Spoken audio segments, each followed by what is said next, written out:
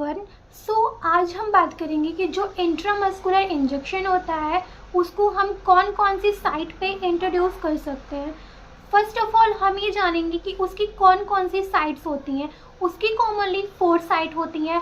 First होता है deltoid muscles, second होता है वेस्टोलेटरलिस मसल्स एंड थर्ड होता है वेंट्रोग्लूटियल मसल्स, फोर्थ होता है डॉर्सोग्लूटियल मसल्स। फर्स्ट हम बात करेंगे डेल्टॉइड मसल्स के बारे में। जो डेल्टॉइड मसल्स होती हैं वो हमारे आर्म्स में प्रेजेंट होती हैं, उसको हम पाल्पेट करके फील कर सकते हैं। सबसे पहले हमें आर्म्स के ऊपर शोल्डर के पास पाल्पेट करके देखना है। हमें जब बोनी स्ट्रक्चर यहाँ पे फील होगा, इसको हम कहते हैं acromion process. And bony structure के जस्ट नीचे हमें 3 फिंगर्स को प्लेस करना है।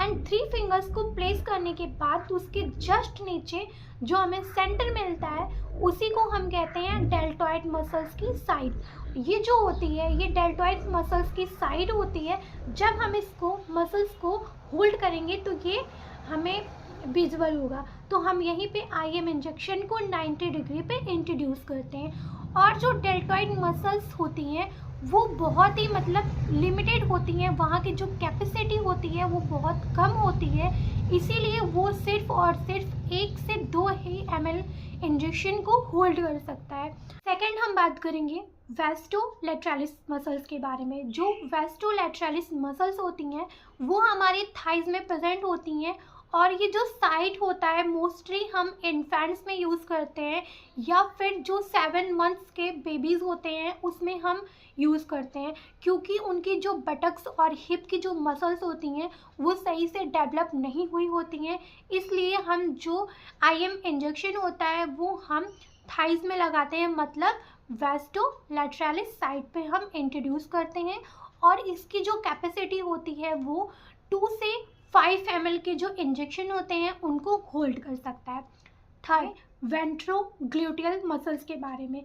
जो वेंट्रोग्लूटियल मसल्स होता है वो बहुत ही सेफेस्ट साइड होता है इंजेक्शन को इंट्रोड्यूस करने के लिए। ये हमारी हिप के साइड में प्रेजेंट होता है, जस्ट इलियम क्रेस्ट के नीचे ये प्रेजेंट होता है।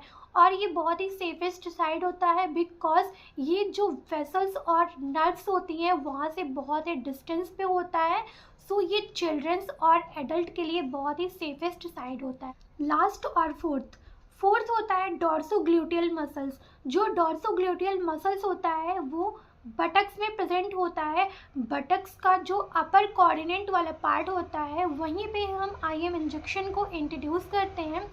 अगर हम थर्ड कोऑर्डिनेट में या फिर अदर कोऑर्डिनेट में इंजेक्शन को इंट्रोड्यूस करेंगे वहाँ पे सियाटिक नर्व्स प्रेजेंट होती हैं जो कि डैमेज हो सकती हैं, जिसकी वजह से जो पेशेंट होता है वो पैरालिसिस हो सकता है। इसीलिए हम जो बटक्स का अपर कोऑर्डिनेट पार्ट होता है वहीं पे हम इंजेक्शन को इंट्रोड्यूस करते हैं। अपर कोऑर्डिनेट के पार्ट में एकदम मिडिल में हम आईएम इंजेक्शन को इंट्रोड्यूस करते हैं। प्रेजेंट टाइम में हम वेंट्रोग्लूटियल मसल्स का ज़्यादा यूज कर रहे हैं इंजेक्शन को इंट्रोड्यूस करने के लिए, क्योंकि वहाँ पे जो वेसल्स और नर्व्स होती हैं वो बहुत ही डिस्टेंस पे होती हैं। वो बहुत ही सेफेस्ट साइड होता है इंजेक्शन को इंट्रोड्यूस करने के लिए डॉर्सोग्लूटियल मसल्स के कंपैरिजन में, क्योंकि जो डॉर्सोग्लूटियल मसल्स होती हैं वहाँ पे सियाटिक नर्व्स प्रेजेंट होता है और वो बहुत ही रिस्की होता है पैरालिसिस को कॉज करने के लिए, क्योंकि अगर सियाटिक नर्व्स डैमेज हो जाएंगे तो पेशेंट पैरालिसिस हो सकता है। जो डॉर्सोग्लूटियल मसल्स होती हैं एंड जो वेंट्रोग्लूटियल मसल्स होती हैं वो दोनों इंट्रोड्यूस करने के लिए यूज़ होती हैं इंजेक्शन को, बट जो वेंट्रो होती है वो बहुत सेफेस्ट होती है। इसलिए जो हेल्थ वर्कर्स होते हैं वो वेंट्रोग्लूटियल ही प्रीफर करते हैं इंजेक्शन को इंट्रोड्यूस करने के लिए। वैसे तो डॉर्सो एंड वेंट्रो दोनों यूज़ होता है, इट डिपेंड्स कि जो हेल्थ वर्कर है वो अच्छे से इंट्रोड्यूस कर पाए, उसको अच्छे से नॉलेज होनी चाहिए कि कैसे इंजेक्शन को इंट्रोड्यूस करना है। ये था इंजेक्शन की साइड्स और हम इंजेक्शन को कैसे इंट्रोड्यूस करेंगे। अगर आपको किसी और चीज़ के लिए नॉलेज चाहिए तो प्लीज़ आप मुझे कमेंट करके बताना।